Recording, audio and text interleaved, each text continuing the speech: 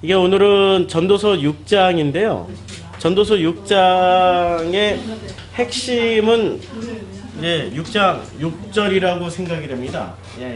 전도서 6장 6절. 그래서 전도서 6장 6절을 보면은 뭐라고 되어 있습니까? 그가 비록 천년의 갑절을.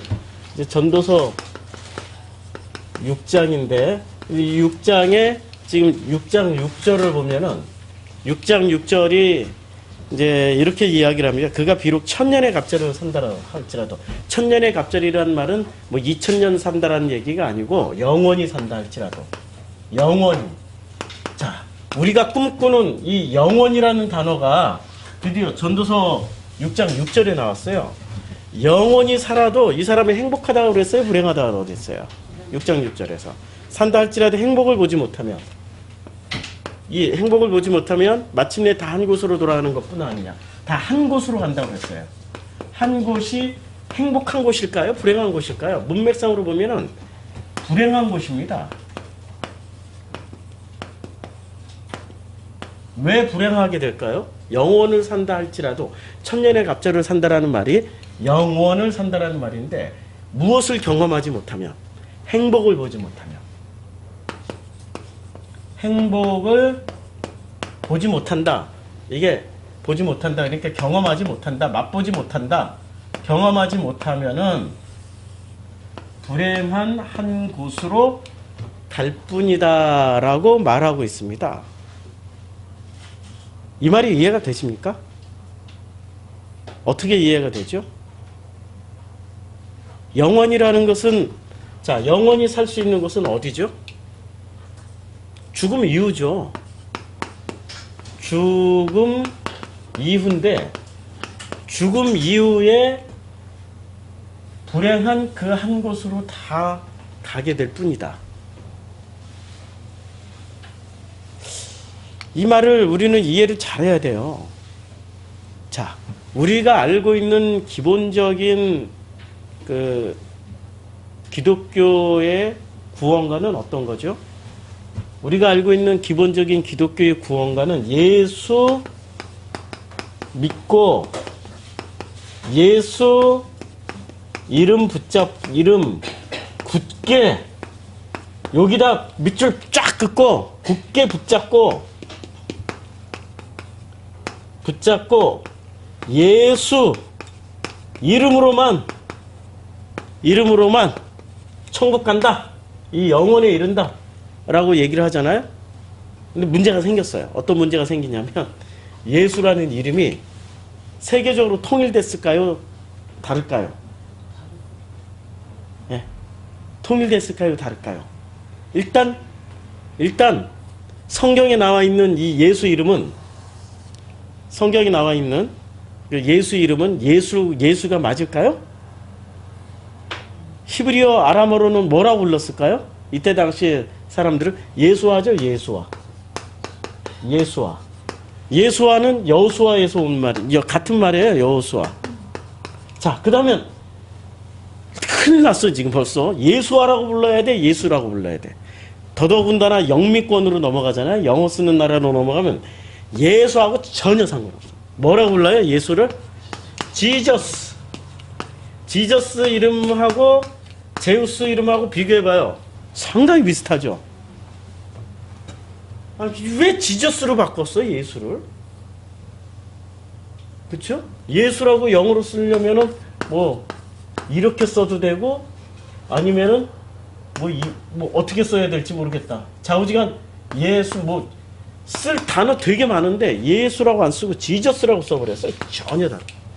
그럼 영미권 사람들이 일단 예수 이름 굳게, 지저스 굳게 붙잡고 지저스 이름으로 지저스 굳게 믿고 가면은 우스갯소리로 하는 거예요. 지금 이 우스갯소리지만 계란 유골이라고 지금 뼈가 담겨 있어요.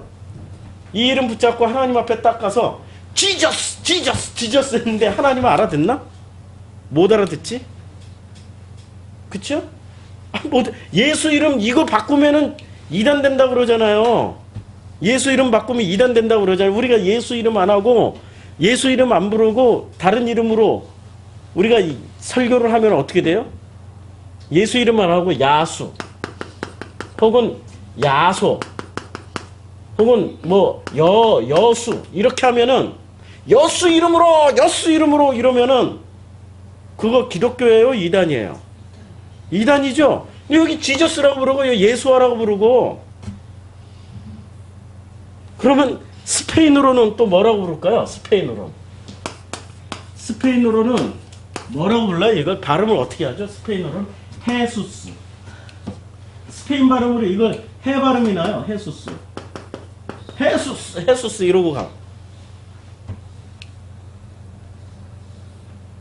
지금 이거 우리가 알고 있는 예수 믿고 예수 이름 굳게 붙잡고 간다라는 이 전제가 벌써 전 지구적으로 예수 이름 다 달라요.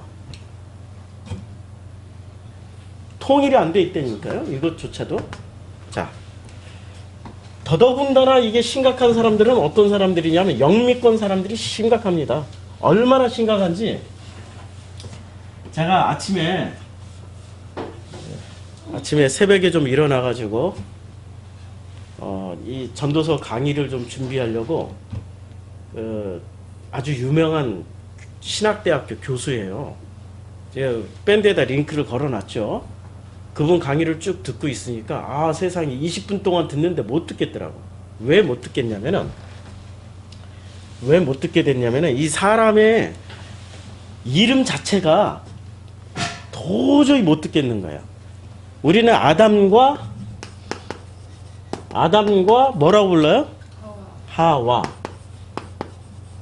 그런데 이 사람은 처음부터 끝까지 뭐라고 불러요? 아담과 이브. 이브라는 단어가 성경에 나옵니까? 안 나오죠? 이름 바꿔버렸어요, 하와를. 하와라는 이름을 이브라고 바꿨어요. 그 다음에 선악과를 뭐라고 부르는 줄 아세요? 선악과를 선악과라고 안 부르고 애플. 뭐라고 불러요? 사과. 사과 따먹었다 그래. 우리 지금 잘 기억해봐요. 지금 우리 프로시쿠마에서는 계속 선악과 하니까 선악과가 익숙해져 있지만 처음에 제가 어렸을 때는 교회에서 선악과 하면은 이게 낯설었어요. 사과를 따먹었다라고 배워요. 그래서 이 남자들 목젖을 뭐라고 불러요? 아담즈 애플. 아담즈 애플이라고 불러요. 이 목젖을 먹다가 걸려가지고 톡 튀어나왔다고. 이것을 아담즈 애플. 저는 남자가 아닌가 봐요. 아담즈 애플이 없어요. 이 아담즈 애플이라고 불러요. 그러니까 영미권에서는 성원학과를 뭐로 바꿔버렸어요? 애플, 사과. 그냥 과일로 바꿨어요. 과일 개념으로 이해를 하고 있다니까요. 심각해요 지금 성경의 변형이. 자, 영어식 발음 얼마나 알고 있는지. 영어식 발음. 예레미야를 영어식 발음으로 하면은 뭐가 되죠? 예레미야가 영어로 발음하면 영어 선생님이 있어서 제레마야. 자, 이사야를 영어로 발음하면 예? 말씀해 주세요. 아이자야. 아주 쉬운 거 낼게요. 베드로를 영어로 읽으면 피터. 다 하시네. 자, 그 다음에 야곱을 영어로 읽으면 제이콥. 그 다음에 제임스가 야고보죠? 예. 제임스가 야고보예요. 그 다음에 또 마태를 발음하면 매튜. 그러면 요한은 존. 그래서 미국의 야구장이나 축구장 같은 데 가서 보면은 이 광신도들이 꼭 이렇게 피켓 하나 들고 나와서 이렇게 서 있는 놈이 하나 있어. 경기장에서 경기 안 보고 피켓을 하나 들고 있어요. 무슨 피켓을 들고 있어요? 존. 이거 꼭 들고 있어. OH. 예. 존. 이제 OH 거꾸로. 존.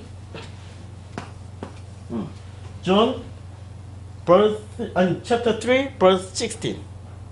이렇게 이거 들고 있어요. 요한복음 3장 16절 안에 모든 진리가 담겨 있다고.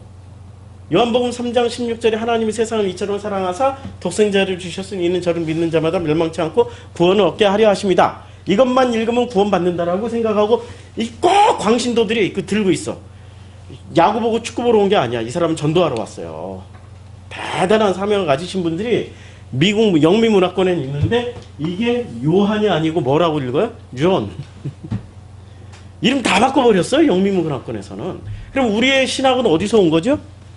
대한민국의 신학은 50%가 절반 이상이 어느 나라에서 수입해 들어온 신학입니까? 예? 우리나라의 선교사는 대부분 다 어느 나라에서 들어왔죠? 대부분 영미문화권에서 다 들어왔어요. 영미문화권. 미국, 캐나다, 호주 순서대로 보면 우리 유럽 선교사들 거의 안 들어왔어요. 미국 선교사가 거의 한 70%, 캐나다 선교사가 뭐 20%, 호주 선교사가 10%, 이런 순서대로 들어왔어요. 그러니까 우리의 신학은 대부분 다 어디 신학에 근거하고 있어요? 영국과 미국의 신학에 근거하고 있어요. 벌써 모든 게 다 바뀌어 있잖아. 이 사람들은 아직도 선악과를 뭐라고 부르냐면은 애플이라고 불러요. 사과라고 부르고 있는, 과실 정도로만 생각하고 있는 이런 사고방식을 가지고 있는, 이런 신학적 토대에 있는 이 사람들의 신학을 우리가 배워서 뭐만 불러요? 이 사람들에 따르면 지저스를 불러야 돼. 예수라고 부르면 구원 못 받아요. 지저스 해야 돼. 지저스. 그래가지고 제가 아프리카 선교 갔단 말이에요. 아프리카에는 토착어가 있어요. 제가 갔던 짐바브웨에 다수 민족이 쇼나족이에요. 이 쇼나족의 언어에서는 쇼나족 자신들의 말로는 예수예요. 쇼나족 언어로는 예수라고 불러요. 그런데 이 사람들의 언어는, 쇼나족 언어는 그 공용어가 아니에요. 공용어는 영어예요. 예배 드릴 땐 전부 다 지저스라고 불러. 기도할 때도 지저스 이렇게 불러요. 그리고 복음성가 부를 때도 지저스 따블 이러고, 따블 아시죠? 지저스 두 배. 따블이 두 배가 아니라 이제 따블 했으니까 지저스는 4배, 10배, 1000배, 30배, 60배, 100배. 이렇게 지저스만 불러요. 지금 우리는 알게 모르게, 우리는 이 언어라는 게 굉장히 중요한 역할을 하고 있는데요. 우리는 알게 모르게 굉장히 많은 왜곡된 성경의 정보들을 우리는 가지고 있어요. 첫 번째는 이름에 대한 왜곡. 그래서 우리가 지금 한국어 성경은, 우리 한국어 성경은 영어 성경을 번역한 걸까요? 아니면은 헬라어 히브리어를 직접 번역한 걸까요? 아니요, 헬라어 히브리어를 직접 번역했어요. 헬라어나 히브리어를 직접 번역한 성경이에요. 훌륭한 성경이에요. 그런데 헬라어 히브리어를 번역할 때 어떤 성경을 참고했냐면 영어 성경을 참고해서 번역했어요. 왜냐하면 신학자들이 다 공부를 어디서 했어요? 영미문화권. 지금은 이제 유럽도 가지만, 80년대 이후부터는 유럽으로 가지만 거의 80년대 이전까지는 신학 공부를 다 미국에서 거의 다 했어요. 거의 다 미국에서. 여기서 공부했기 때문에 헬라어 히브리어로 번역을 하다가도 이 표준 텍스트를, 성경의 기준을 뭐로 삼았냐면 영어 성경을 기준으로 해서 번역을 했어요. 그러니까 우리는 성경 자체도 그냥 헬라어 히브리어를 바로 우리말로 번역을 한 게 아니라 영어 문화권으로 다시 한번 스탠다드로 삼아서 우리말로 번역한 거예요. 그러면 우리말 성경 안에는 어떤 사고 구조가 들어와 있죠? 영어식 사고 구조가 들어와 있어요. 우리말 성경 안에는. 그래서 우리말 성경 안에 영어식 사고 구조가 들어와 있기 때문에 우리가 우리 성경을 읽더라도 이해가 안 되는 구절이 하나둘이 아니에요. 우리나라 사람이 우리말로 직접 히브리어와 헬라어를 그냥 다이렉트로, 영어나 일본어나 한문어 성경을 참고하지 않고 다이렉트로 번역을 했더라면 훨씬 더 이해가 쉬웠을 거예요. 그런데 그 과정에 영어라는 게 한번 끼어버린 거예요. 중간에. 그 실제로 지명이나 인명은 헬라어 히브리어 본래의 발음으로 우리는 번역한 우수한 성경이에요. 본래 이 지명이나 이름은. 그렇지만 내용은 영어 성경에 준해서 번역을 했어요. 영어 성경은 크게 벗어나질 못해요. 그리고 그 대표적인 예가 우리 성경에 보면 되게 많이 나오는데요. 그 중에 이제 영어 성경이 모두 몇 권이나 되는 줄 아세요? 영어로 번역된 성경. 제가 알고 있는 것만 해도 뭐 한 20개는 넘어요. 우리가 대표적으로 쓰고 있는 성경이 무슨 성경이? 킹 제임스 버전이 있고 NIV가 있고 그 다음에 RSV 그러니까 RSV가 리바이스드 스탠다드 버전 뭐 이렇게 그 다음에 그 또 스탠다드 뭐 잉글리시 바이블이 있고 그리고 뭐 굿뉴스 바이블이 있고 이런 식으로 하면은 영어 성경만 앰플리파이드 뭐 바이블이 있고 이런 영어 성경만 해도 수십 종이 돼요. 그러면 우리가 성경을 번역할 때는 어떤 영어 성경을 기준으로 했을까요? 아메리칸 스탠다드 버전으로 했을까요? 아니면은 NIV를 했을까요? 아니면 RSV를 가지고 했을까요? 킹 제임스를 가지고 했을까요? 그리고 킹 제임스하고 NIV하고 비교하면은 같은 내용일까요?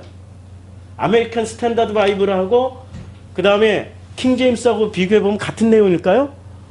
어마어마한 차이예요. 어마어마한 차이. 번역은 있잖아요. 이 번역이라는 거는 번역자에 따라서 내용이 확연히 달라집니다. 확연히 달라져요. 그 어린 왕자를 번역할 때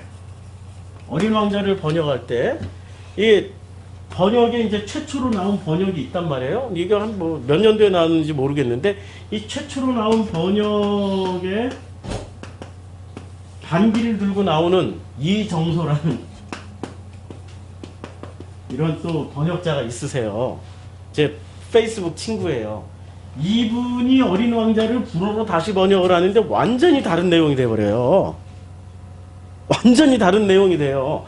이 사람이 최초로 번역하고 그동안에 또 무슨 불어학자들이 번역했다고 하는 것들을 하나씩 반박해 들어가는데 야 번역자에 따라서 이렇게 완벽하게 또 다르게 번역도 가능하네 라는 게 이 번역의 문제예요. 헬라어 히브리어를 가지고 우리가 일단은 원어 성경은 헬라어 히브리어로 되어 있어요.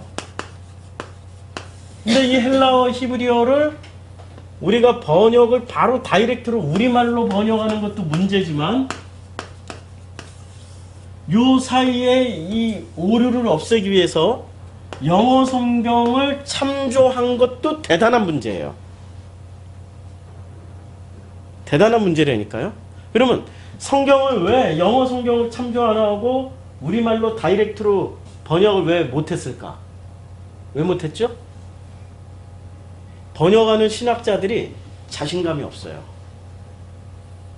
영미문화권에서 번역한 성경과 크게 달라지면은 번역한 사람들이 어떻게 되겠습니까? 번역자들이 이단이라고 손가락질 받죠. 그러면 학자들은 밥을 먹고 살아야 되잖아요. 밥을 먹고 살아야 된단 말이에요. 밥을 못 먹고 사는 어디 신학대학 2단으로 한번 찍히면 신학대학 강의도 못 나가. 교수직도 못해. 아무것도 못해. 밥을 빌어먹고 살 수가 없어. 그러니까 안전빵으로 영어 성경에 기준해서 번역을 해버린 거예요. 우리가 가지고 있는 성경이 그러니까 가끔가다 우리가 가지고 있는 성경이 그냥 오해의 소지들이 많이 있죠. 대표적으로 예수가 부활해서 마태복음에 따르면 이제 RSV는 예수가 부활해서 이제 그 부활하신 무덤에 여자들이 갔단 말이에요. 그 여자들이 그 이제 베드로가 이제 막 뛰어가가지고 이렇게 딱 들여다봤어. 들여다봤더니 예수가 입었던 세마포가 개켜져 있더라. 우리는 그렇게 번역했죠. 개켜져 있더라. 기억나세요? 개켜져 있다라는 거 어떤 거예요? 차곡차곡 개어 놓는 거죠. 차곡 이렇게 차곡 차곡, 우리말에는 이렇게 객해져 있는 거죠. 이렇게 차곡차곡. 그러면 영어 성경 RSV는 어떻게 돼 있을까요? 롤. 어떻게 돼 있어요? 이렇게 돌돌돌돌 말려 있어. 그러면 차곡차곡 객해져 있다라는 건 부활하신 예수가 차곡차곡 겠다라는 얘기고, 그냥 돌돌돌 말려져 있다라는 것은 어떻게 된 거예요? 몸만 휙 빠져나갔더니 서가지고 휙 빠져서 도르륵 내려와서 이렇게 됐다. 같아요, 달라요? 완벽하게 달라요. 지금 내용이 완벽하게 다르대. 번역 하나만 보더라도 이렇게 다른 내용들이 성경에는 수도 없이 많아요. 영어하고 영어를 참조했는데도 불구하고. 왜냐하면 영어의 번역본이 너무 다양하니까. 성령으로 잉태하사. 자, 성령으로 잉태하사라는 단어가 있어요. 자, 이런 얘기하면은 이 보수주의자들이 또 난리를 칠 거야 아마. 성령으로 잉태하사라는 이때에 우리말에는 잉태, 성령이 오셔서 그냥 잉태라는 게 우리가 흔히 쓰는 단어입니까? 거의 안 쓰는 단어죠. 그쵸? 거의 안 쓰는 단어를 이렇게 거룩하게 딱 썼어요. 잉태라는 게 무슨 의미죠? 임신되다. 임신이란 단어잖아. 참, 성령으로 임신하다. 이거 이렇게만 바꿔도 어떻게 돼요? 성령에 의해서 임신하다. 벌써 상당히 무슨 세속적이 돼버리죠? 이건 잉태는 거룩하다는 느낌이 드는데 이건 상당히 세속적이 되죠? 이것을 영어 성경에서 뭐라고 돼 있을까요? 성령으로 잉태하다라. 잉태라는 단어를 뭐라고 썼을까요? 지금 이게 맞나 모르겠다. 내가 스펠링 인터코스라고. 이게 맞아요 지금? 스펠링? 인터코스. 무슨 뜻이에요? 인터코스인가? 좌우지간 서로 그 성적인 접촉을 하다. 스페인어로 가면은요 훨씬 더 노골적이에요. 성령과 함께 뭐를 해요? 성행위를 하다. 스페인어에서는. 왜냐면 문화가 달라. 스페인은 자유로운 나라예요. 영어권만 하더라도, 자, 영국이 지배하던 나라에서는, 제가 지난번에 슬리핑 딕셔너리 보라고 그랬죠. 영화 슬리핑 딕셔너리 보신 분 있어요? 슬리핑 딕셔너리 보셨죠? 어떻게 철저하게 인종분리 정책 쓰죠. 백인이 그 영국 사람이 임신을 시켜도 그 원주민과 함께 애를 낳아도 그 애를 영국 사람들이 절대 인정을 안 해요. 영국은 철저하게 인종분리 정책. 이게 아파르트헤이트. 그러니까 남아공에 가면 아파르트헤이트가 돼요. 이 인종분리 정책이 돼요. 그렇죠? 이렇게 나눠버려요. 그런데 스페인어권은 그렇지 않아요. 피가 섞이는 걸 자연스럽게 생각해요. 그래서 스페인이 영국이 지배했던 데는 흑인은 흑인, 백인은 백인끼리 존재를 해요. 피 섞이면은 얘네들은 제3인종이야. 그래서 오스트레일리아, 영화 그 오스트레일리아도 보셨죠? 오스트레일리아에서 어때요? 그 픽이야. 원주민과 영국 사람들 사이에 태어난 애들을 별도로 모아가지고 어떻게 관리를 별도로 하죠? 피가 안 섞이게. 영국 놈도 철저해요. 피 안 섞이게 하는.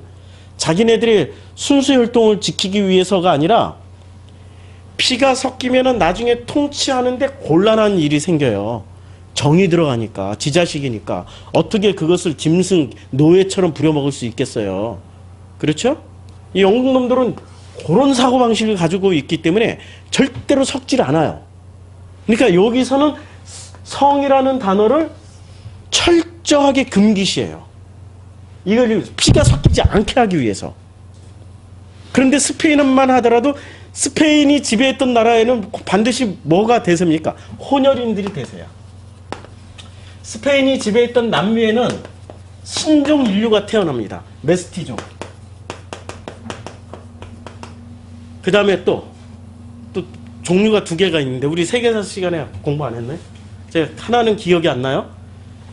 이 사람들이 원래 없던 인종이에요. 스페인 사람들하고 스페인 백인하고 그 다음에 남미 인디 뭐 이 사람들은 저 백인들은 전부 다 인디안이야 그냥 인디안이야 모름 다 인디안이야 북쪽도 인디안 남쪽도 인디안 뭐 다 인디안들이야 이 희한하게 이 사람들은 다 인디안으로 불러 인디오 이 사람들하고 이렇게 나오면은 무슨 색이 나오겠습니까? 갈색이 나오죠? 메스티죠. 그 다음에 여기에 또 누구를 수입했어요? 노동력이 이 원주민들을 너무 많이 죽여놓으니까 이 남미의 원주민들을 너무 많이 죽여놓으니까 아프리카에서 흑인들을 데려와요. 그래서 흑인과 원주민과 백인이 섞인 뮬라토라고 하고 이름 신종 인류들이 막 태어나요. 그러니까 스페인어권에서는 피들이 막 섞여요. 그러니까 무슨 말이에요? 성에 대해서 자유로워. 그러니까 여기서는 뭐라고 표현했어요? 우리는 잉태하다라고 표현했고 영어권을 따라서 영어권에서는 이것을 인터코스라고 했지만 굉장히 이 서로 남녀가 만나는 것을 뭐라고 그러죠? 우리 영어 선생님 제가 지금 단어를 잘못 얘기할 수도 있어요 지금. 여기에 해당되는 단어가 또 뭐가 있죠? 인터섹트? 뭐 인터코스? 뭐 여러 가지 단어가 있는데 인터자가 들어가는 건 확실해요. 이런 여러 가지 단어가 들어가는데 이쪽에서는 상당히 부드럽게 얘기를 했어요. 섹스라고 표현을 안 했어요. 근데 스페인어권에 가면은 바로 그냥 섹스라고 표현해버려요. 바로 이렇게 표현해버려요. 스페인어권에 가면. 그러니까 문화가 얼마나 이 문화에 따라서 잉태라는 단어가 이렇게 다양하게 해석이 될 수 있다는 얘기예요. 번역이 될 수 있다는 얘기예요. 우리는 이런 성경들을 통해 가지고 우리가 정보를 얻는데 이 정보를 얻는데 우리는 또 그러면 성령이 잉태하사 이제 기독교인들에게 성령이 잉태하사를 이 잉태라는 단어를 영어식으로 하면 임신시키다 임신시키다 그 다음에 스페인어권에 가서는 부부관계를 하다 무슨 남녀관계를 하다 이것도 완전히 지금 부드럽게 표현한 거예요. 스페인어권 그대로 표현을 못하고 워낙에 이 단어를 훼손시키는 것 같은 불경한 마음이 드는 거예요. 근데 원래 단어는 모든 것을 포함하고 있는 의미거든요. 근데 번역이 이렇게 달라져요. 그러면 이렇게 다양한 문화적 배경을 가지고 있는 이런 단어들을 한국식으로 또 표현을 해야 돼요. 그럼 우리 한국식으로 표현하면 한국 사람들은 기본 정서가 뭡니까? 유교. 이 중에 우리가 선택할 수 있는 단어는 이거 불경해서 안 돼. 유교식 마인드에서. 요것도 불경해서 안 돼. 그래서 임신이라는 단어도 안 되고 요걸 선택해서 쓰는 거죠. 그러면은 우리가 잉태라는 단어를 볼 때는 오해가 있죠, 지금. 과정은 남녀 관계를 통해서 임신이 된 잉태가 맞는데 이것만 떡 띄워놓고 보면은 우리는 오해를 하게 돼 있는 거죠. 이게 지금 우리가 성경을 볼 때 얼마나 오해를 많이 할 수밖에 없는지를 이제 말씀을 드리는 거예요. 자, 여기서 제가 이걸 시작한 게 예수 이름 굳게 붙잡고 예수 이름 붙잡고 예수 이름 불러 예수 이름 굳게 믿으면 천국 간다. 천국이 영원이죠. 영원에 이른다라고 했는데 오늘 6장 6절이 어떻게 돼요? 천년의 갑절. 천년의 갑절이란 것은 이것은 영원이죠. 그 영원을 산다 할지라도 행복을 경험하지 못하면 행복을 보지 못하면 어디로 가요? 다 한 곳으로 간다. 한 곳. 이 한 곳은 어디죠? 그냥 행복이 없는 곳이야. 한마디로 말하면 행복하지 않은 곳으로 간다는 얘기예요. 그럼 이 영원이라는 게 뭐죠? 천년의 갑절이란 이 천년의 갑절이 뭐죠? 영원이라고 얘기를 하는데 그럼 이 영혼이 어디에 해당되는 영혼일까요? 천년의 갑절. 천년에 천년을 산다는 얘기는 히브리 이때 당시의 사고 개념으로는 이 영어권이 얼마나 말이 지금 진짜 우리가 미개한지를 우리말하고 비교했을 때 미개한지를 여러분 아셔야 돼. 자, 1, 10, 100, 1000, 만, 10만, 100만, 1000만. 아우, 동그라미 치기 힘들어. 이렇게 우리는 이렇게 나가죠. 1, 10, 100, 1000만. 그렇죠? 그러면 영어는 어떻게 나가요? 1, 10, 100, 1000 혹은 1000. 자, 여기서부터 이제 여기까지는 우리하고 동일한데 여기서부터 이 사람들은 만이라는 개념이 있을까요? 없을까요? 뭐라고 불러요? 10,000. 10 곱하기 1000. 그 다음에 여기는 100,000. 100 곱하기 1000. 이 사람들의 단위는 지금 뭐가 돼 있어요? 최종 단위는 1000이에요. 1000. 그러면 100만은 밀리언으로 올라가죠. 그러니까 요 만이나 10만이 없어져요. 여긴 개념이 지금 없어요. 이 사람들 개념이 이거 자체가 개념이 없으니까 숫자 개념이 없어요. 자, 그 다음에 100만은 밀리언이에요. 밀리언인데 그러면 1000만은 10밀리언. 10 곱하기 밀리언. 그 다음에 10만원. 예. 아니, 이게 1억이죠. 1억은. 100 밀리언. 그 다음에, 뭐, 이렇게, 아우, 이 사람들 숫자 개념으로 들어가면은 우리 개념하고 너무 달라요. 완전히 지금 이 영어라는 게 우리말하고 숫자 개념부터 완벽하게 달라요. 완벽하게. 우리는 얼마나 우수한 숫자 개념을 가지고 있냐면 1, 10, 100, 1000만, 10만, 100만, 1000만, 억, 1조까지 그냥 쑥 나가버려요. 개념이 다 있어. 근데 이 사람들 머릿속에는 이런 개념들이 없어요. 숫자 개념이. 그치요? 그러니까 자, 천년의 갑절이라고 표현한 것은 우리는 영원하면 이해를 한다니까요? 천년의 갑절이라고 표현한 것은 그러면 이거 어떤 사고방식으로 얘기한 건가요? 지금 셈적 방식인가요? 아니면은 그때 당시에 이 코엘렛대 안에는 뭐가 들어와 있어요? 놀랍게도 이 영어식 사고를 가지고 있었던 이 서구식 사고를 가지고 있었던 그게 들어온 거예요.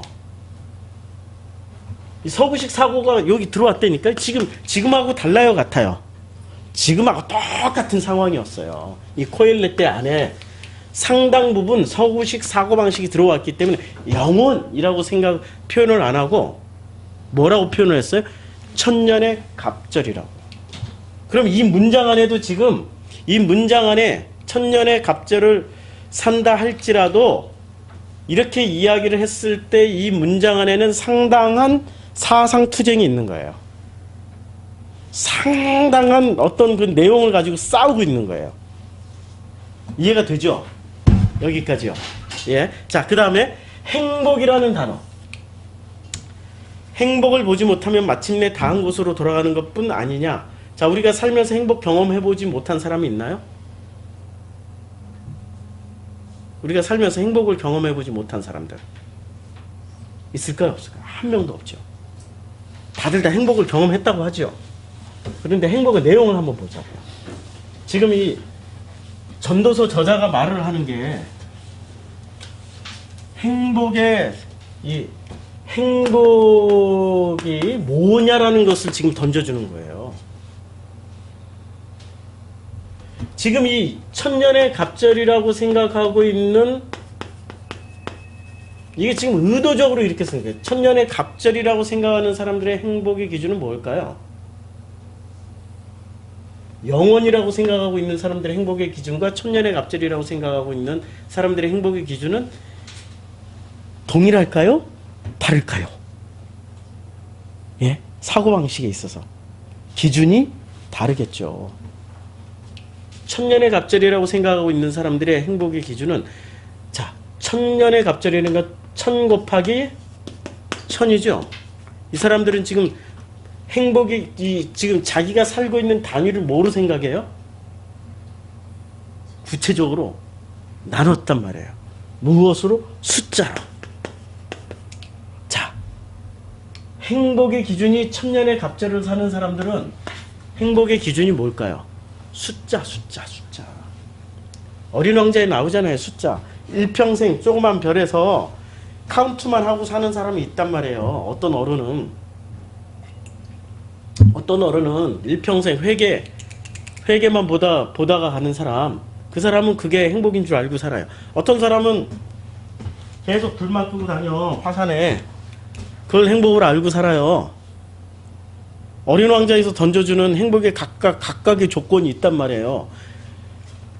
천년의 갑절이라고 생각하는 사람의 그 행복은 이게 채워질까요? 숫자로 생각하니까 안 채워지지요. 그래서 7절에 이렇게 나가요. 6장 7절에 사람의 수고는 다 자기의 입을 위함이나 그 식욕은 채울 수 없느니라. 자, 그 소설 한 권 꼭 추천합니다. 김훈이 쓴 이순신. 이 제목은 이순신이 아닐지도 몰라. 김훈이 이순신 장군을 소재로 해서 쓴 소설이 있어요. 그 소설에 이런 내용이 나옵니다. 우리 밥에 대해서 나오는데 아주 유명한 밥. 제가 정확하게 암기는 못해요. 그래서 개념만 말씀드릴게요. 밥을 먹어도 허기가 져요. 또 그 끼니를 또 먹어야 돼. 밥은 반드시 그 끼니 때 그 끼니를 먹어야 돼. 그러나 아무리 먹어도 앞에 기다리고 있는 그 밥 때문에 뒤에 밥은 다 무효가 돼요. 아무리 먹은 밥도 다 무효가 돼. 그동안 먹었던 밥이 무효가 안 되고 계속 쌓여 있다면은 앞에 기다리는 밥쯤은 건너뛸 수도 있어요. 한 몇 년치는. 불가능하죠. 그래서 밥은 계속 먹어치워야 돼. 끼니 때마다 먹어치워야 돼. 이제까지 먹었던 게 다 무효라니까요. 그쵸? 예? 예, 칼의 노래. 김은혜의 칼의 노래. 아, 이런 훌륭한 소설은 읽어보세요. 칼의 노래. 뭐 성경이 그냥 성경 구절만 딸딸딸 암기한다고 그게 되어지는 게 아닙니다. 성경의 한 구절은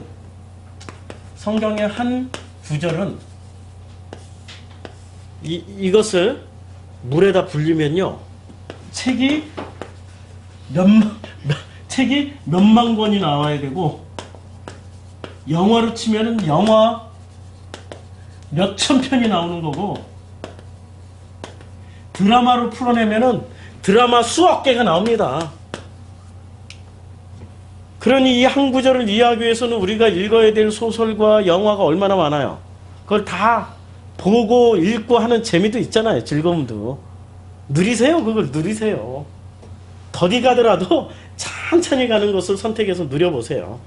거기에 나오는 김은혜 칼의 노래에서 이 밥에 대한 명상이, 밥에 대한 이 구절이 굉장히 많아요.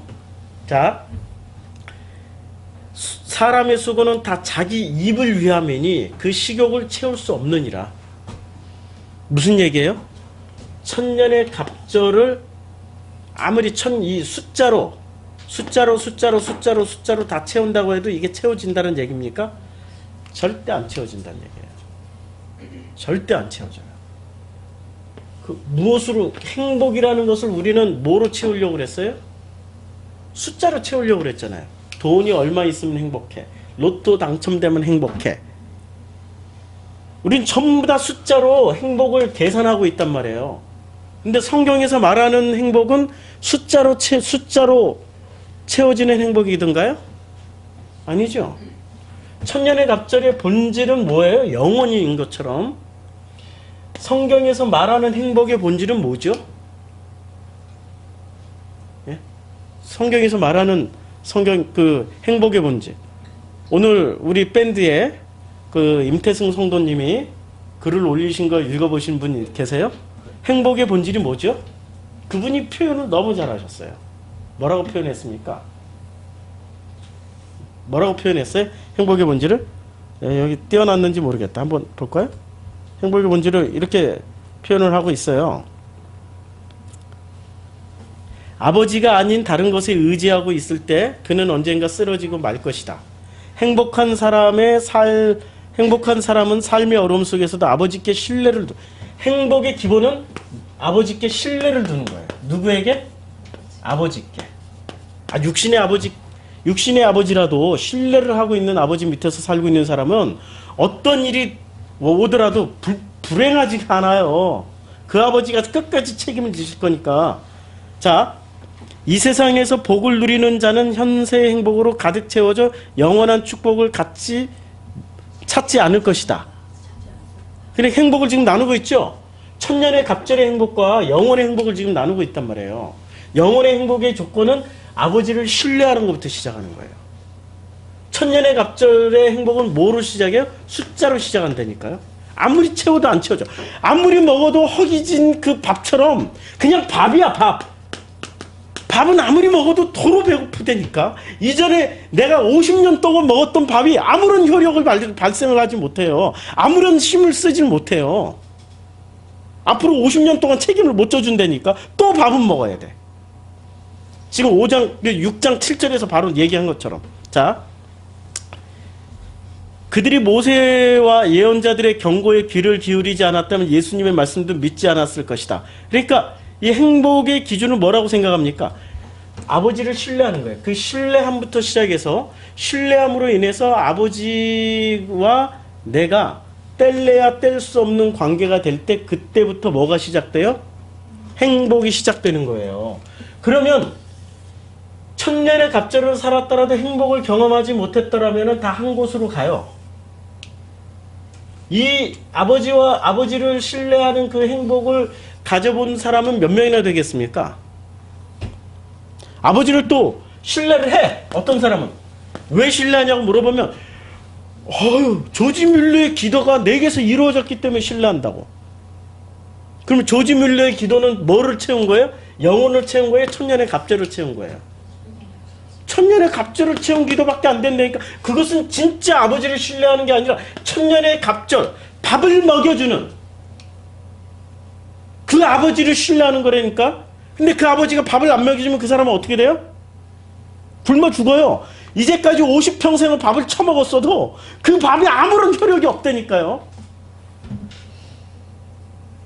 지금 이 전도서 저자가 대단한 지금 논리를 펼치고 있는 겁니다. 6장 6절에서 이 코엘렛대를 끌어다가 그가 비록 천년의 갑절을 산다 할지라도 행복을 보지 못하면 숫자로 말하는 행복은 말고 진짜 아버지를 신뢰하는, 그리고 그 아버지가 나를 신뢰해 주는 거예요. 이제 내가 아버지를 신뢰하는 게 더 힘이 있겠습니까? 아버지가 나를 신뢰해 주는 게 더 힘이 있겠습니까? 그쵸? 내가 신뢰하는 거는 세 발의 피예요. 세 발의 피야. 아버지가 나를 신뢰해 주는 그 신뢰를 우리가 체험하지 못하면 뭐가 되죠? 행복을 체험할 수가 없어요. 오늘 우리 성경 공부할 내용들을 얼마나 풍성하게 내가 준비를 해온 것보다 더 풍성해가지고. 그래, 갈라디아서 5장 22절.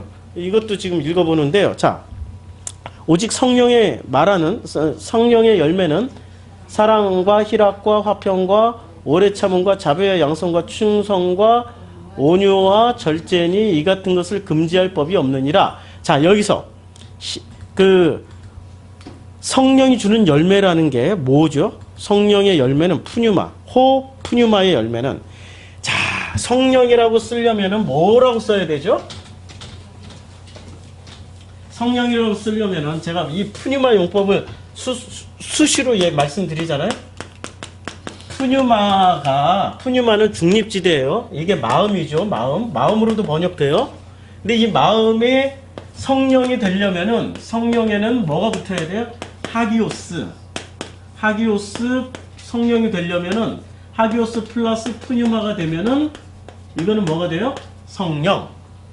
그러면은 이게 귀신이 되려면은 뭐가 붙어야 돼요? 아카달톤. 아카달톤이 붙으면은 뭐가 됩니까? 푸뉴마하고 붙으면 요건 귀신이 돼요. 근데 여기는 그 붙어 있어요? 푸뉴마 하나밖에 없어요. 앞에 호가 붙어 있고 푸뉴마만 있어요. 그러면 번역을 성령이라고도 번역 안 하고 이러니까 번역이 참 문제예요.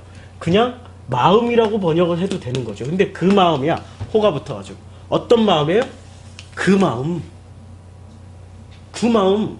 근데 그 마음이 어떤 마음이에요? 아니 그 마음. 성령이 임하신 그 마음. 그치요? 그러니까 성령의 열매는 아니고 그 마음의 열매는 지금 직역을 하면 그 마음의 열매는 자, 그 마음의 열매는 뭐가 돼요?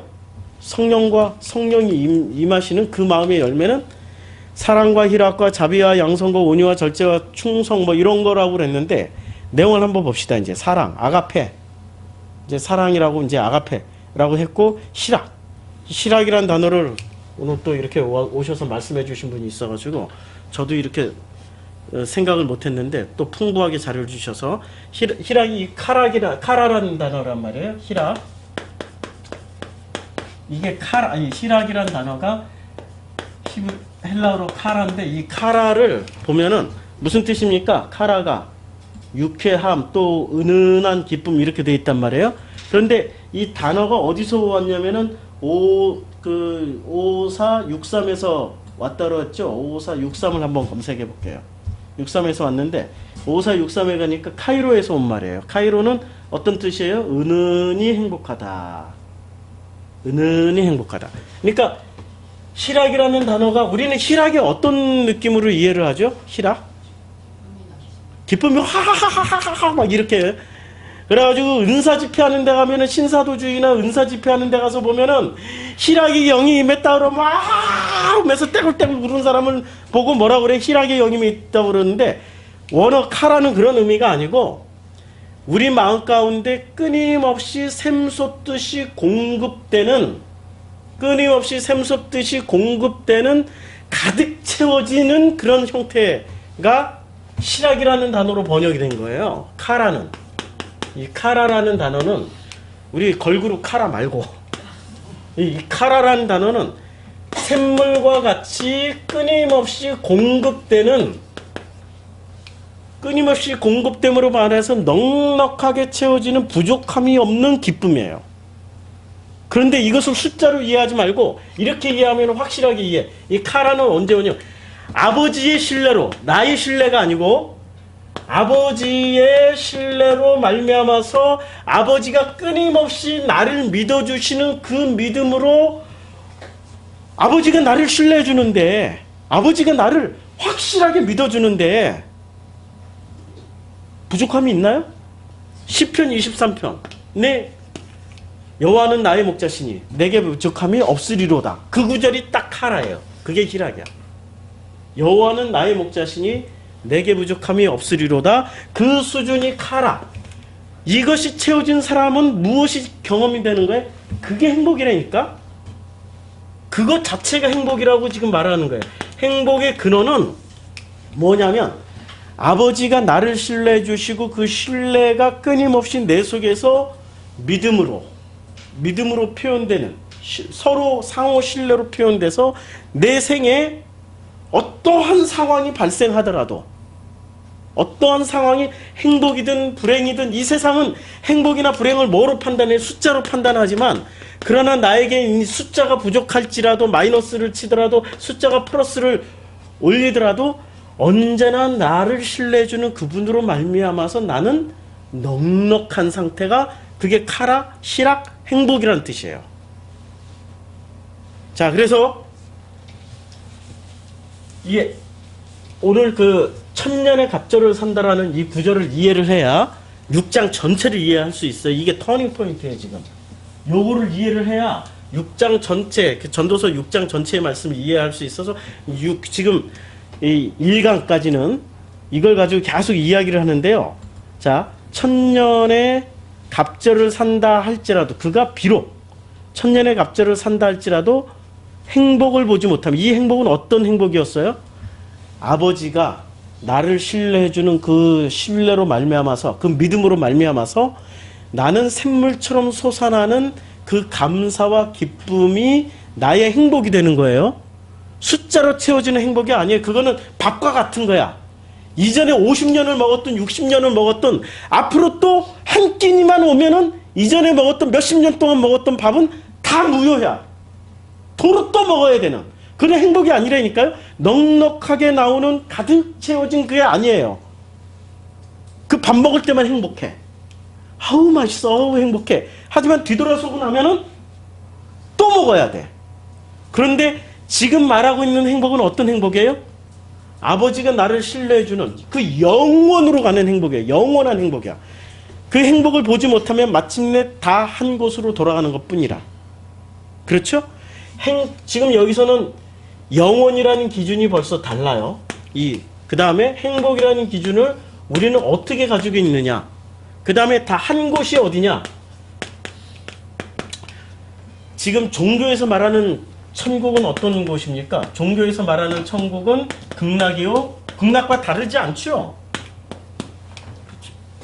맞죠? 지금 기독교에서 말하고 있는 천국과 극락 차이점을 얘기해라. 그러면 예수가 있다 없다. 예수가 있으면은 천국이고 예수가 없으면은 뭐 지옥이다. 이렇게 얘기를 하는데 예수 이름 다르다니까? 전 지구적으로 지저 쓰고 해수 쓰고 이름이 다 달라요. 예수하고.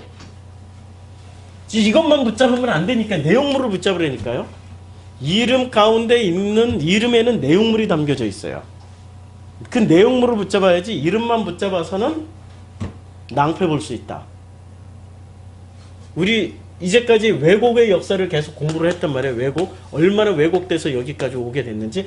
자, 그러면은 좀 어렵게 했죠. 내용이. 이게 지금 우리가 생각지도 않았던 이런 내용들로 계속 했는데, 참 이 두 번째 강의 때는 좀 더 쉽게 풀게요.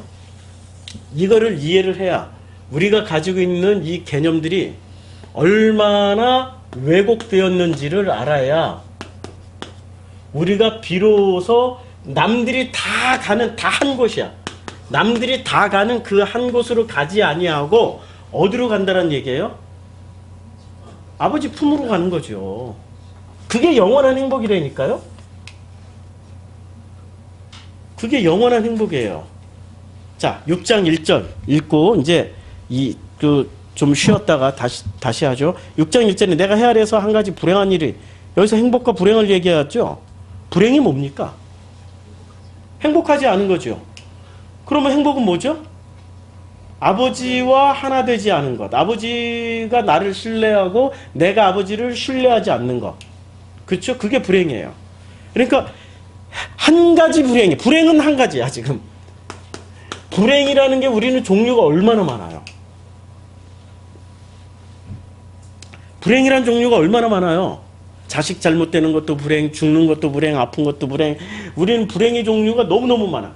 그런 불행은 불행이 아니고 진짜 불행한 건 뭐예요? 딱 하나야. 아버지와 플러스 안 되는 게 그게 불행이란 얘기예요. 이게 불행이야. 불행한 일이 있는 것을 보았나니 이는 사람의 마음을 무겁게 하는 것이라.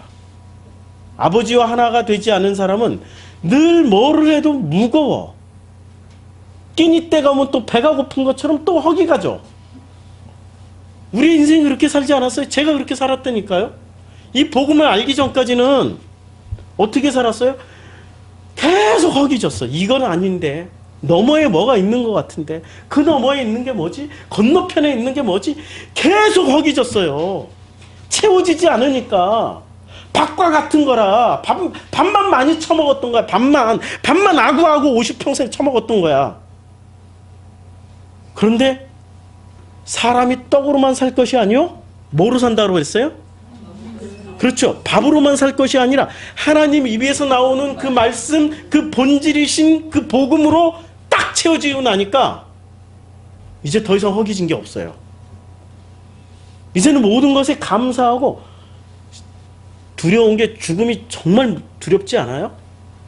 천년의 갑절을 산다 할지라도, 영원히 산다 할지라도 한 곳에 모이는 그곳으로 다 가버리고 나면 얼마나 불행해요.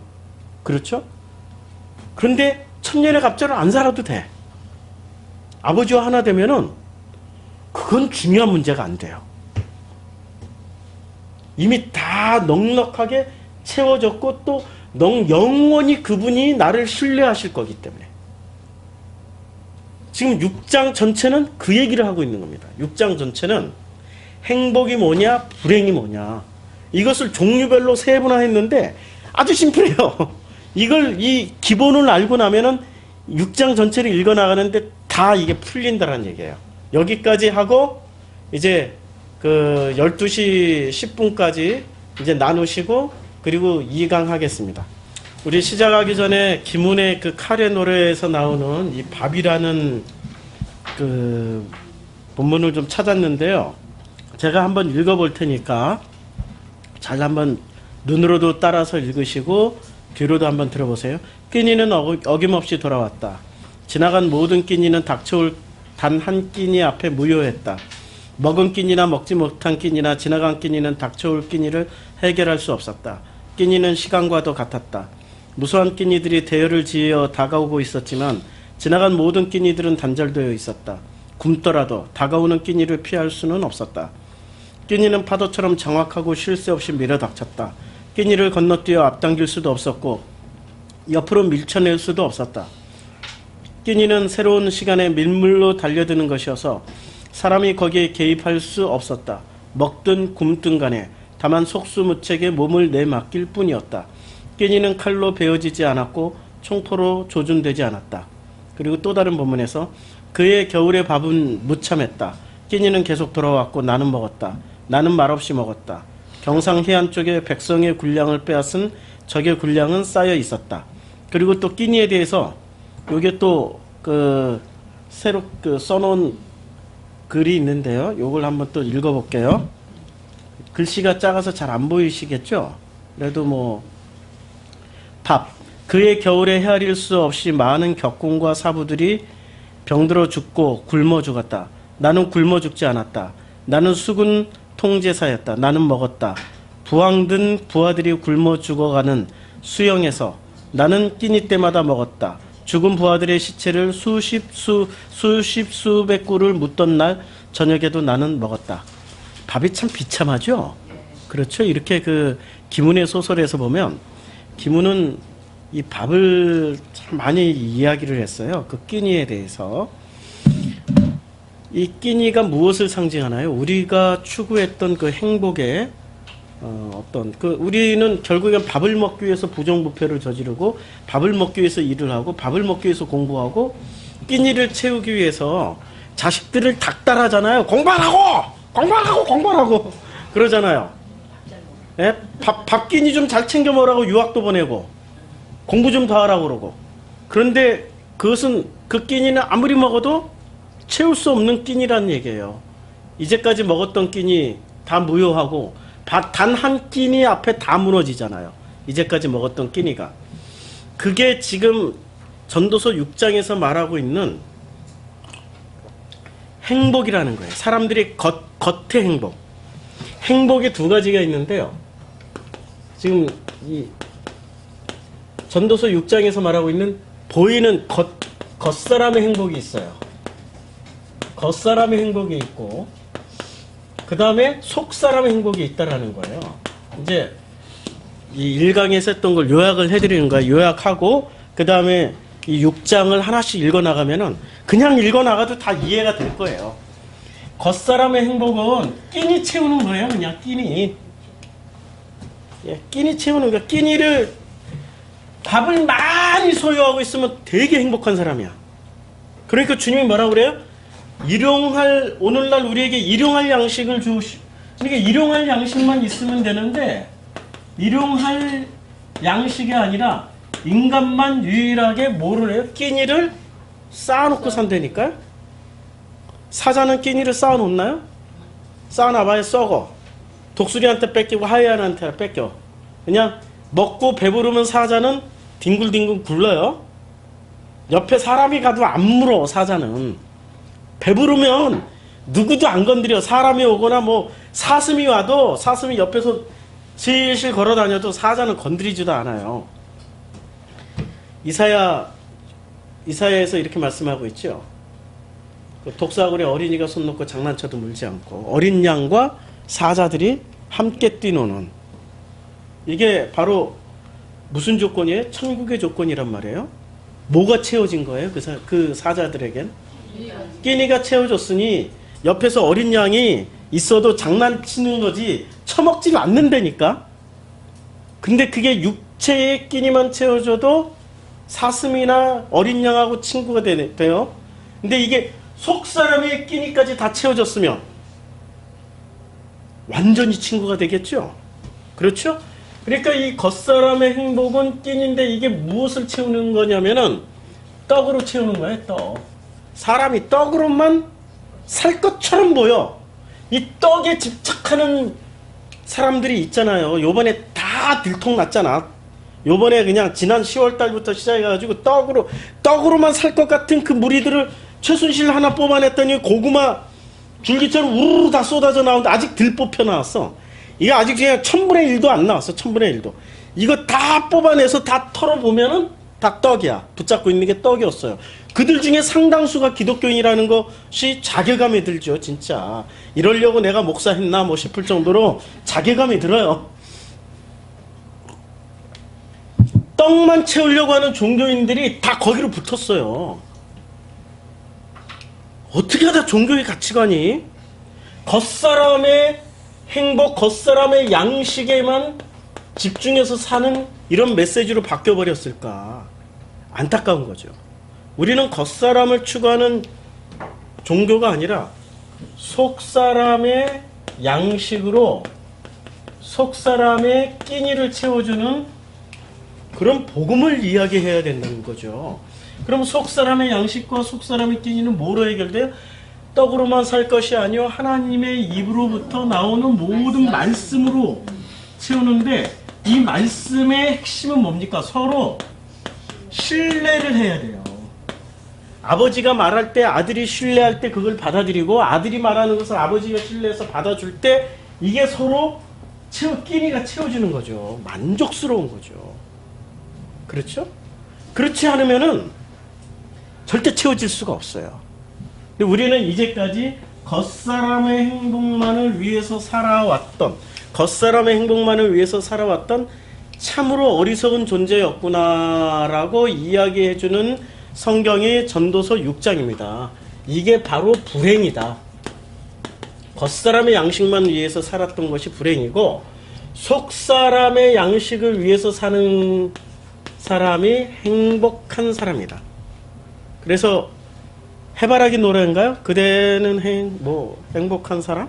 노래가 있죠. 그 영화도 나왔는데, 그 베토벤 무슨 그 한석규가 주인공이 된 그 조폭 영화 있어요. 한석규가 그 음악 선생님으로 나왔고, 그리고 주인공이 조폭이었는데 이 성악 노래하는 게 행복을 주는 사람.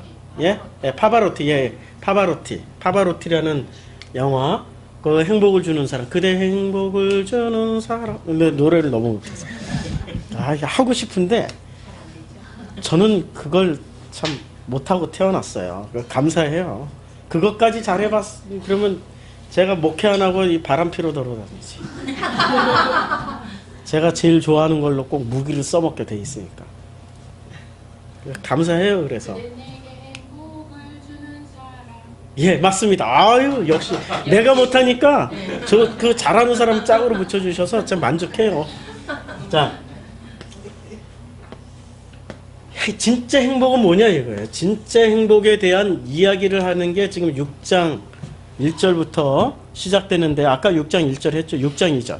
어떤 사람은 그의 영혼이 바라는 모든 소원에 부족함이 없어요. 그의 영혼이 뭘 바래요? 우리는 영혼이 바라는 것은 속사람의 행복을 바라야 되잖아요. 그런데 영혼조차도 어떻게 돼요? 속는다니까.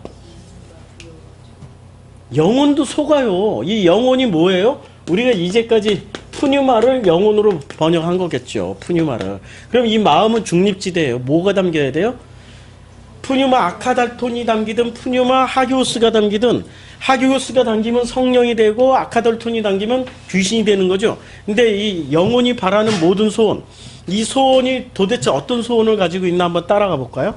어떤 사람은 그의 영혼이 바라는 모든 소원이 있어요. 근데 그 소원은 어떻게 부족함 없이, 아이고 갑자기 넘어가네. 부족함이 없어요. 뭐로 채웠길래?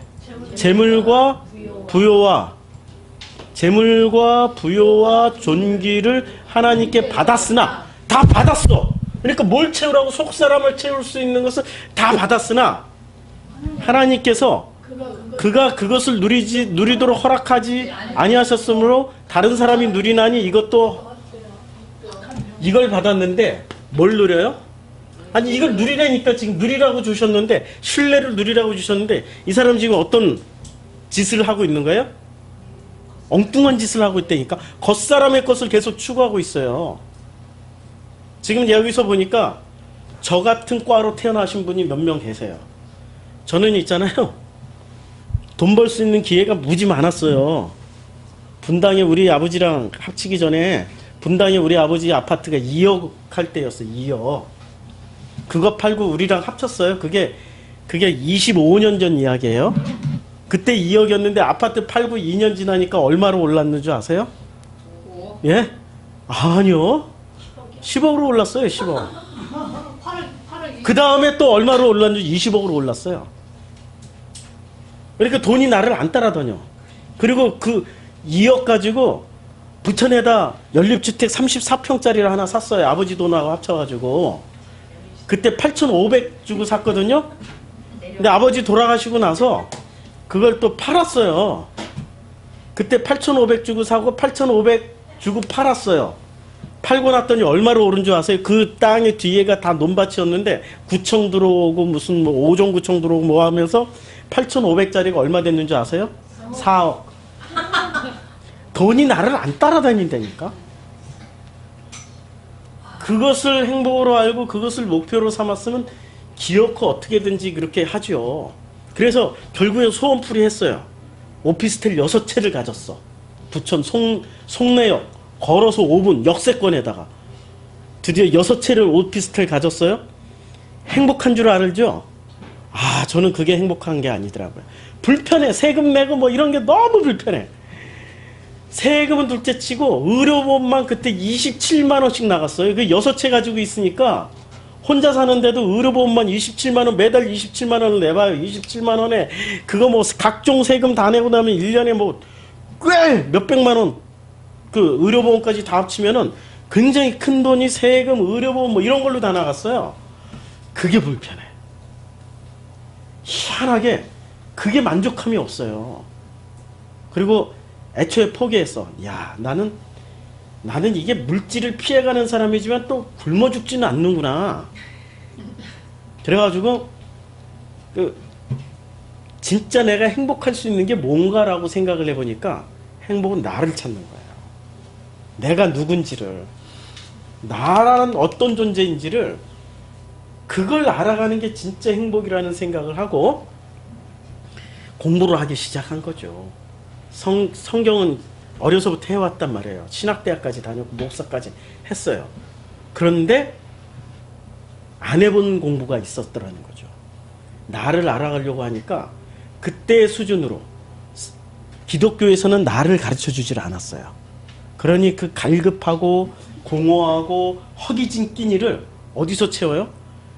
기독교 안에서 못 채우니까 뭐로 채우려고 그랬어요, 제가? 예? 예, 그래가지고 운명학을 공부했다는 거 아니에요, 운명학. 운명학이 뭔지 아시죠? 예. 운명학을 공부했더니, 이야, 운명학이 나를 설명을 해줘요. 근데 나를 설명을 해주지만, 끼니는 안 채워줘. 속 사람의 끼니는 안 채워줘.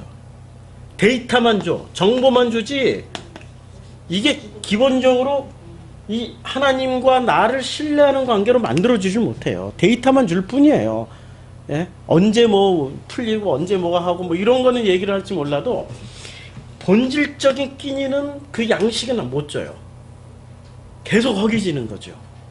언제 채워지기 시작하냐면은 복음으로 들어가기 시작하면서부터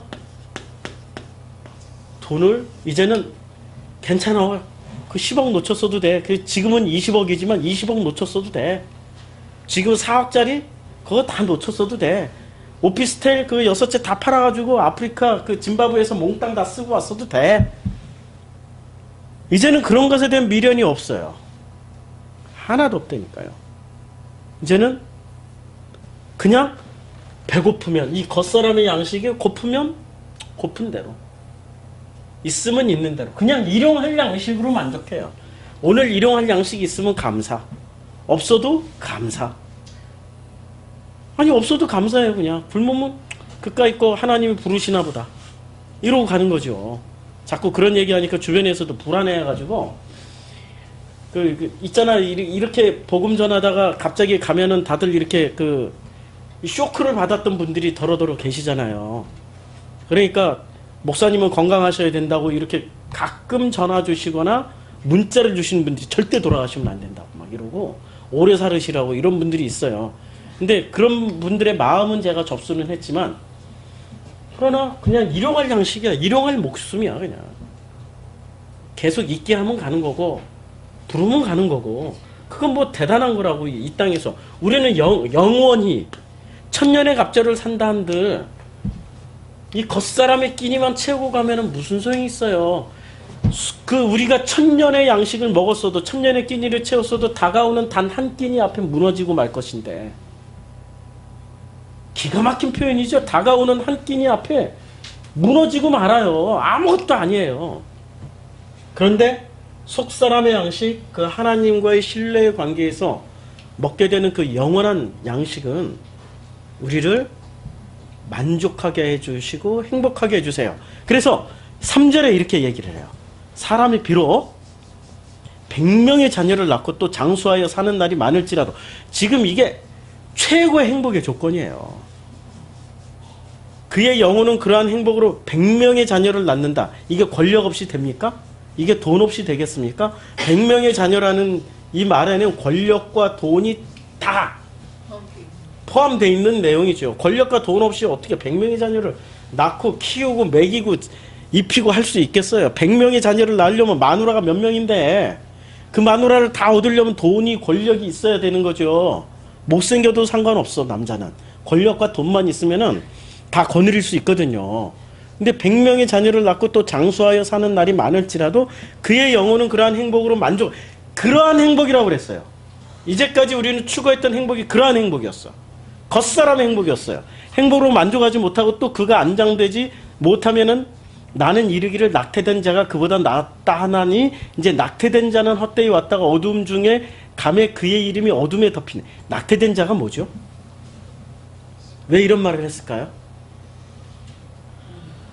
낙태라는 것은 태어나지도 못하고 가는, 살아보지 못한다라는 거죠. 살면서 뭘 배워요? 6장 6절로 지금 모아지는데요. 자, 계속 읽어볼게. 햇빛도 보지 못하고 왜? 누가 낙태당했으니까. 또 그것을 알지도 못하나 이가 알지도 못하나 이가 이거 이상하다. 그보다 더 평안함이라.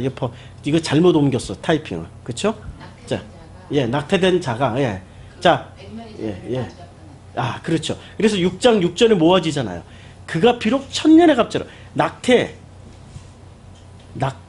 안 당하고 이제 낙태를 얘기하는 거예요. 천년의 갑절을 산다 할지라도 행복을 보지 못하면 어떻게 돼요? 예, 마침내 가는 곳은 다 똑같다. 다 그게 넓은 길이잖아요.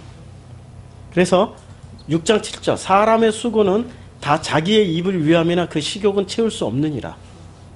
그렇죠? 지금 이게 밥 얘기하잖아요. 끼니 얘기하잖아요. 야, 가끔 가다가 이 김웅 같은 뛰어난 작가들이 전도서를 제대로 해석하고 있어요. 지금 6장 8절 지혜자가 우매자보다 나은 것이 무엇이냐? 살아있는 자들 앞에서 행할 줄을 아는 가난한 자에게는 무슨 유익이 있느냐?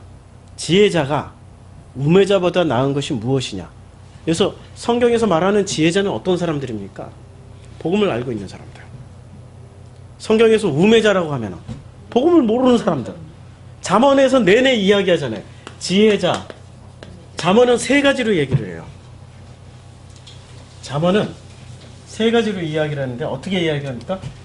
지혜자. 이름이 해자고 성이 지씨야. 그 다음에 성이 지씨고 이름이 식인이에요. 지식인. 그 다음에 우매자. 우씨고 이름이 매자야. 여기는 어떤 분이세요? 복음을 알고 있는 분. 여기는 성경만 알고 있는 분. 예, 성경을 통해서 선악만 알고 있는 분. 예, 선악만 알고 있는 분. 우매자는 그냥 아무것도 그냥 악한 사람, 한마디로 말해서 선악 중에서도 악만 붙잡고 사는 사람, 악만 남은 사람. 예. 이렇게 자, 그래서 지혜자가 우매자보다 나은 것이 무엇이냐? 지혜자가 우매자보다 나은 게 뭐죠? 진짜 행복을 알고 있는 거.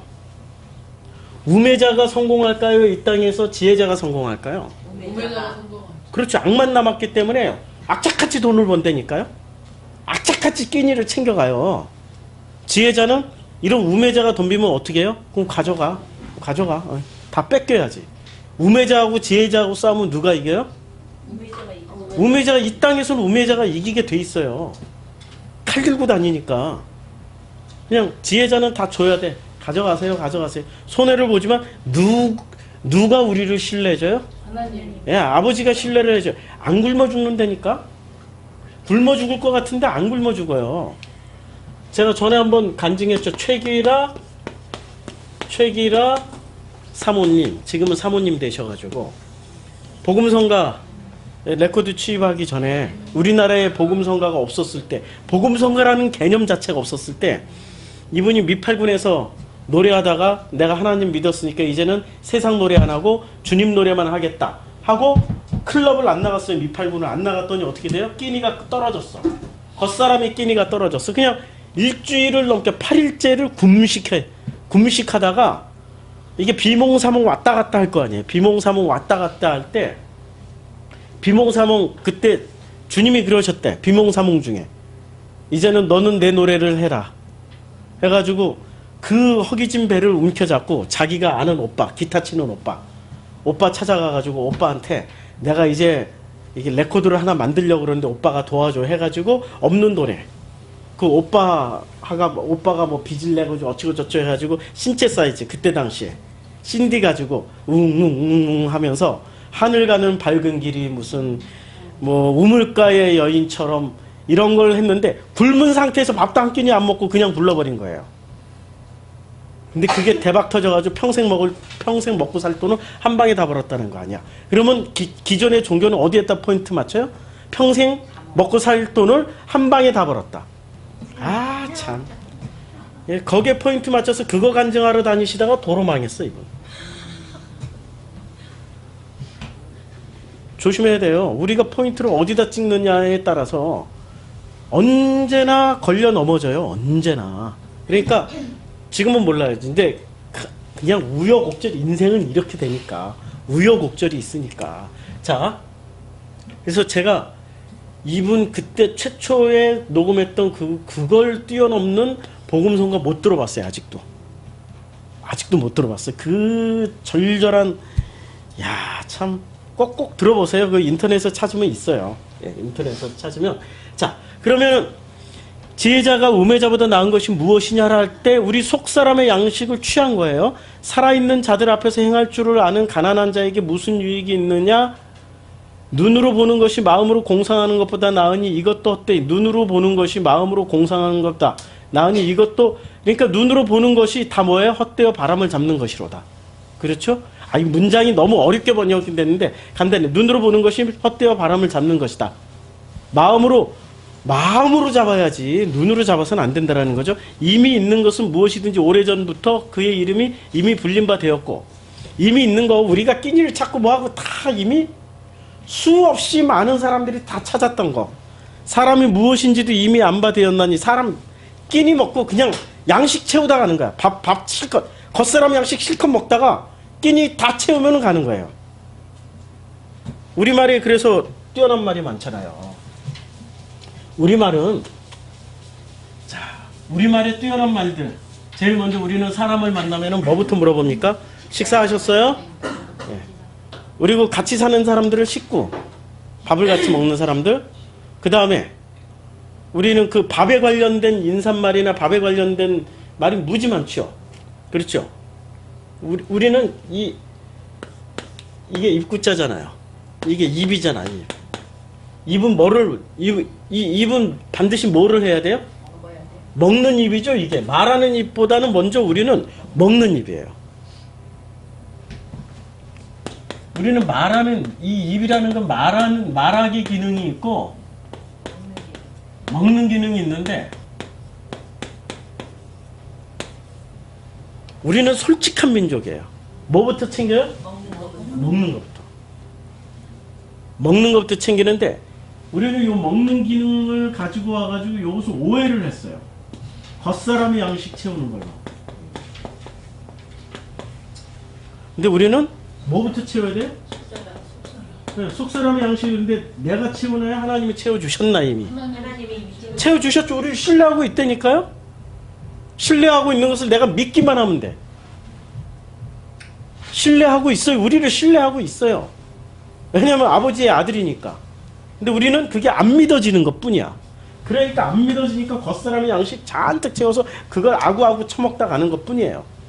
그럴 필요가 없죠. 자, 사람이 무엇인지도 이미 안바되었나니 이게 이제 다 겉사람의 양식만 채우다 가는 인간이야. 헛된 것을 더하게 하는 많은 일들이 있나니 그것들이 사람에게 끼니 채우는 게 헛된 것이에요. 그냥 겉사람의 양식 잔뜩 채우는 게. 헛된 생명의 모든 나를 그림자같이 보내는 일평생에 사람이 무엇이 낙인지를 누가 알며 그 해 아래에서 무슨 일이 있을 것을 누가 능히 그에게 고하리요. 아유, 말이 너무 어렵다. 헛된 생명, 끼니만 잔뜩 먹고 가는 생명이 헛된 생명이죠. 그렇죠? 그리고 그렇게 끼니만 잔뜩 먹다 가는 게 그림자같이 인생을 보내는 것. 그리고 일평생에 그게 낙인 줄 알아. 끼니만 잔뜩 차려 먹고 맛있는 것 식도락 찾아다니면서 먹고 그것이 전부인 줄 알아. 인생 사는 목표가. 우리 가족들하고도 그냥 맛있는 거 먹으러 가서 그거 이게 행복해, 이게 행복해. 그걸 행복으로 알아. 아니라니까요. 우리 가족들끼리 다 모였을 때 진짜 행복은 뭐예요? 서로 신뢰하고 사랑하는 그 본질을, 그 마음이 통하는 게 가장 행복한 거 아니에요? 끼니가 없더라도. 우리는 그런 시절, 그러한 것들을 정말 추구하면서 그런 것을 찾고 싶어 하는 존재들이란 말이에요. 근데 못 찾았어. 못 찾으니까 더 맛있는 걸 더 찾으러 다녀. 더 맛있는 걸 또 같이 먹으러 다녀. 그러다가 재산 문제 하나 딱 걸려봐요. 일순간에 그냥 끝나버리죠. 일순간에 형제가 형제를, 부모가 자식을 왼수처럼 여겨버리는 거죠. 예. 그렇잖아요. 우리 많이 보잖아요. 그 후에 해 아래에서 무슨 일이 있을 것을 누가 해 아래에서 무슨 일이, 해 아래 새 것 없죠. 다 똑같이 되풀이되는 거예요. 이게 지금 전도서 6장 이제 쉽지요. 끼니 하나로 해결됐습니다. 전도서 밥 문제 하나로 해결됐습니다. 이게 어디 밥 문제 하나겠습니까? 겉사람과 속사람의 이야기죠. 겉사람과 속사람의 이야기고, 이 겉사람이 속사람과 하나가 돼서 아버지의 신뢰를, 하나님으로부터 오는 이 신뢰를 믿음으로 아멘하고 취하는 순간 이 사람의 끼니 문제는 해결돼요. 영원히. 그것이 천년의 갑절을 살아도 행복을 경험하지 못했던 그 사람이나, 낙태당해서 아예 태어나지 못했던 사람이나, 그러나 낙태당한 사람은 뭐를 못하는 거예요? 행복을 경험할 기회가 없었던 거지. 근데 이 세상에 태어난 사람도 행복을 경험하지 못했으면 차라리 태어나지 말았을 것 하고 후회하면서 가게 되는 거죠. 그러나 태어난 사람은 반드시 기회를 준 거예요. 지금 무슨 기회를? 행복할 기회를 줬어. 근데 그 행복은 어떻게 채워져요? 아버지와의 신뢰 관계에서, 아버지와 나의 신뢰 관계에서 채워지는 거예요. 이것을 카라라고 그랬죠. 카라. 희락. 이 희락은 샘솟는 기쁨. 왜냐하면 딱 하나가 됐을 때 그 아버지는 모든 걸 다 가지고 계신 분이잖아요. 우리 푸뉴마 마음 안에 끊임없이 당신의 그 은혜로, 그게 성령 충만이잖아요. 당신의 은혜로 우리에게 샘솟는 그 신뢰를 주시기 때문에 신뢰가 뭐로 바뀌어요? 행복으로 바뀌는 거죠. 이것을 체험하면서 사는 게 행복이다. 이게 오늘 전도서 6장에서 전해주신 우리들에게, 여러분들에게, 우리들에게 주시는 하나님의 말씀입니다. 자, 여기서 이제 마치겠습니다. 기도